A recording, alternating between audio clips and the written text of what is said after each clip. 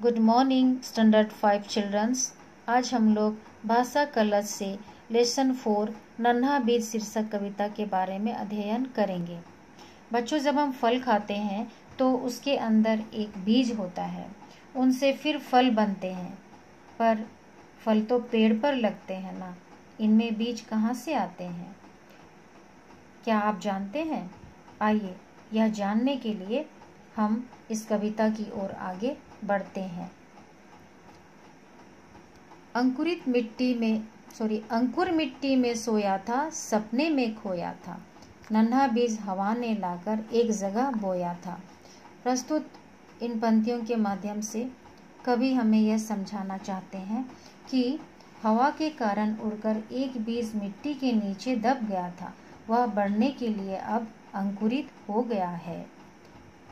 Next, तभी बीज ने ली अंगड़ाई, देह जरा सी पाई, आँख खोल कर बाहर आया, दुनिया पड़ी दिखाई।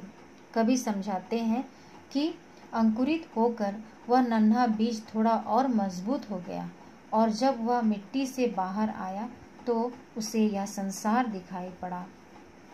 नेक्स्ट, खाद मिली पानी भी पाया, ऐसा जीवन आया, ऊपर बढ़ा उधर, धरती में नीचे इधर समाया। कवि हमें समझाते हैं कि जब इस बीज को खाद, पानी और सूर्य प्रकाश प्राप्त हुआ तो वह धीरे धीरे बढ़ने लगा। इसकी जड़ें धरती में नीचे की ओर जाने लगी और वह ऊपर की ओर बढ़ने लगा। नेक्स्ट, तने डालियां पत्ते आए और फूल मुस्काए, नन्हा बीज वृक्ष बन करके धरती पर लहराए। कवि इन पंक्तियों का अर्थ समझाते हैं कि धीरे धीरे इनमें तने, डालियां और पत्ते आ गए और फूल भी खिलने लगे। इस तरह से यह छोटा बीज वृक्ष बन करके धरती पर लहराने लगा। नेक्स्ट, जीता मरता रोगी होता, दुख अपने पर रोता, वृक्ष सांस लेता बढ़ता है, जागता है फिर सोता। कवि समझाते हैं कि पौधा यदि कमजोर और बीमार हो जाता है तब उसका प्रभाव किसी पर नहीं पड़ता है। वह स्वयं यह महसूस करता है कि उसकी जरूरत किसी को नहीं होती। इस प्रकार बीज से बना यह पेड़ प्रकृति के नियमों के अनुसार ऊपर की ओर लगातार बढ़ने लगता है। नेक्स्ट, रोज शाम को चिड़िया आती, सारी रात बिताती, बड़े सवेरे जाग वृक्ष पर ची ची ची ची गाती। तो कभी हमें यह समझाते हैं कि रोज शाम को उस वृक्ष की डालियों पर चिड़ियां आ जाती हैं और बड़े मजे से उस वृक्ष पर पूरी रात बिताती हैं और बहुत सुबह ही वे जाग जाती हैं और वृक्ष पर चहचहाने लगती हैं। नेक्स्ट नंबर, छाया आती बड़ी सुहानी, सब टोली जुट जाती, तरह तरह के खेल वृक्ष के नीचे बैठ रचाती।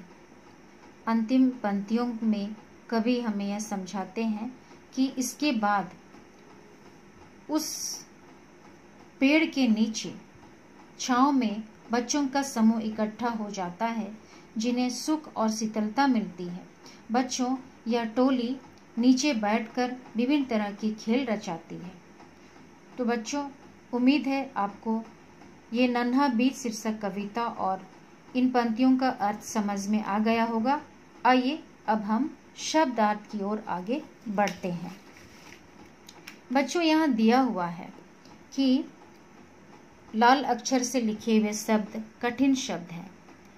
जैसे नन्हा का अर्थ है बहुत छोटा, देह का अर्थ है शरीर, जरा थोड़ी, सुहानी अच्छी लगनी, टोली बच्चों का समूह। इस प्रकार आप सबसे पहले पूरे कविता की पंक्तियों को अपनी कॉपी पर लिखेंगे, फिर शब्दार्थ कठिन शब्दों के अर्थ नीचे अपनी कॉपी पर लिखेंगे।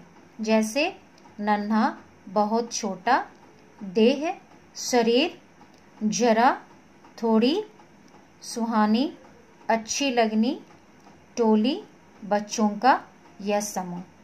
तो इस तरह से आप सबसे पहले कविता की पंक्तियाँ और फिर शब्दों का अर्थ साफ और सुंदर अक्षरों में अपनी कॉपी पर लिखेंगे। अगले वीडियो में हम लोग प्रश्नोत्तरों की चर्चा करेंगे। धन्यवाद।